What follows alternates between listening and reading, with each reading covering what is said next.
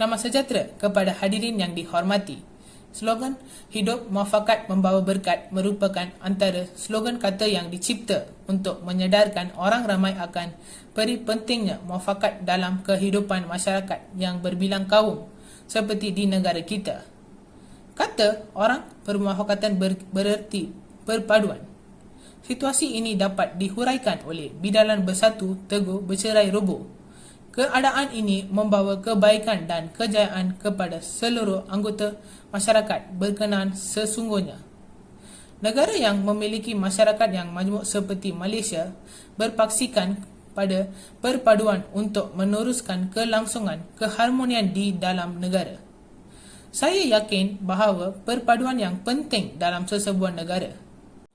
Dalam usaha melonjak status negara berpendapatan tinggi dan bagi merealisasikan dasar transformasi kerajaan, soal perpaduan tidak boleh dipandang kerana bukan mudah untuk membina identiti bangsa dan berdaulatkan maruah bangsa. Usaha membina negara bangsa yang bersatu padu ini sebenarnya boleh dilakukan jika setiap rakyat mengerti akan kepentingan bahasa kebangsaan sebagai tonggak perpaduan setiap rakyat di Malaysia. Oleh itu, izinkan saya untuk menjelaskan dengan lebih baik terperinci tentang wacana ilmiah kita pada hari ini yang bertajuk Bahasa Melayu Tonggak Perpaduan Bangsa Malaysia. Sebagai pembuka tirai perbincangan yang pertama adalah baik jika kita menerusi akar-akar terucuk sejarah sebelum terbentangnya hamparan indah negara Malaysia.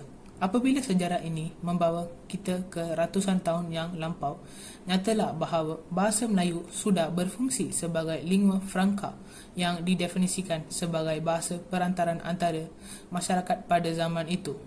Hal ini dapat dibuktikan dengan jelas apabila kita meneliti catatan ilmuwan Inggeris seperti R.O. Winstead yang menunjukkan bahawa bahasa Melayu telah digunakan sebagai bahasa perdagangan yang mengeratkan hubungan masyarakat yang berkunjung ke Melaka ketika itu. Daripada golongan pendatang sehinggalah ke golongan biasa, setiap insan di Melaka ketika itu berkomunikasi dengan bahasa tercinta kita.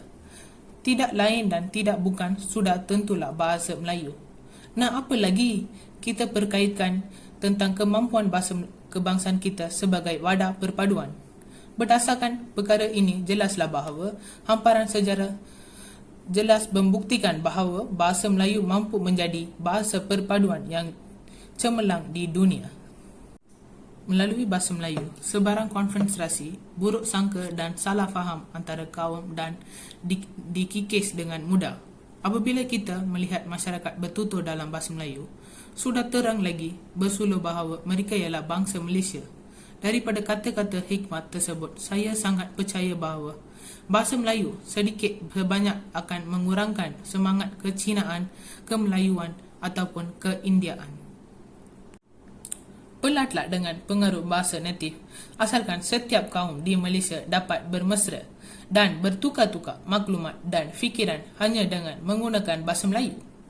Langkah Dewan Bahasa memasukkan entry perkataan baharu setiap kali edisi baharu terbit merupakan langkah yang patut dipuji kerana perkataan pinjaman daripada bahasa Cina dan India yang mengalami proses kemalaysiaan sememangnya dapat mewujudkan perpaduan.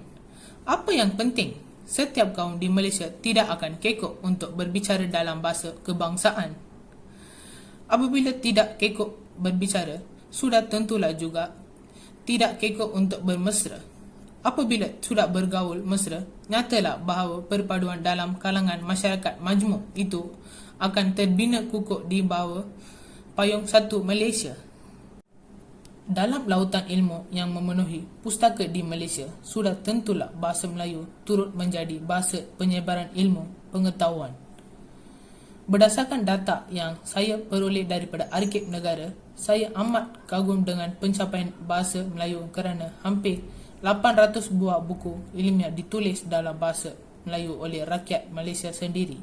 Untuk pengetahuan hadirin, ilmu pengetahuan merupakan perkara yang sangat penting untuk memupuk perpaduan. Masyarakat yang tidak berilmu ibarat masyarakat yang tidak bertamadun. Apabila tidak bertamadun, sudah tentulah masyarakat bertindak membuta tuli mengikut hati dan oleh itu sudah tentulah kucar kacir akan menodai keamanan sesebuah negara. Saya juga ingin mengambil kesempatan di sini untuk mengucapkan ribuan terima kasih dan segunung penghargaan kepada Kementerian Pelajaran Malaysia kerana mengembalikan mandat kepada Bahasa Melayu dalam pengajaran sains dan matematik. Sesungguhnya, langkah ini dapat merapatkan jurang pendidikan antara murid-murid di luar bandar dan di kawasan bandar. Dalam soal keharmonian, sudah tentulah kita tidak mahukan sebarang jurang bertatak di dalam kehidupan masyarakat. Pada pendapat saya, jurang itu boleh memecah belahkan perpaduan apabila Bahasa Melayu kembali dalam pengajaran subjek kritikal ini.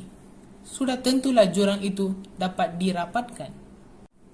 Ketika jurang pendidikan itu dirapatkan, sudah tentulah perpaduan dapat dipupuk dari alam persekolahan lagi. Selain dasar baharu itu, usaha Kementerian Pelajaran Malaysia melaksanakan program memartabkan Bahasa Melayu, memperkukuh Bahasa Inggeris di MBMI dilihat sebagai wahana yang sangat utama untuk menjadi tonggak perpaduan. Pengisiannya jelas menunjukkan bahawa betapa prihatinnya pihak kerajaan terhadap kedaulatan Bahasa Melayu dan betapa arifnya kerajaan tentang peranan Bahasa Melayu sebagai tonggak utama perpaduan. Hadirin yang dihormati, sebagai penutup tirawaksana ilmu kita pada hari ini, saya suka ingin mengingatkan kepada semua peserta hari ini bahawa rakyat yang memperlekehkan bahasa kebangsaan akan merosakkan perpaduan yang kita kecapi selama ini.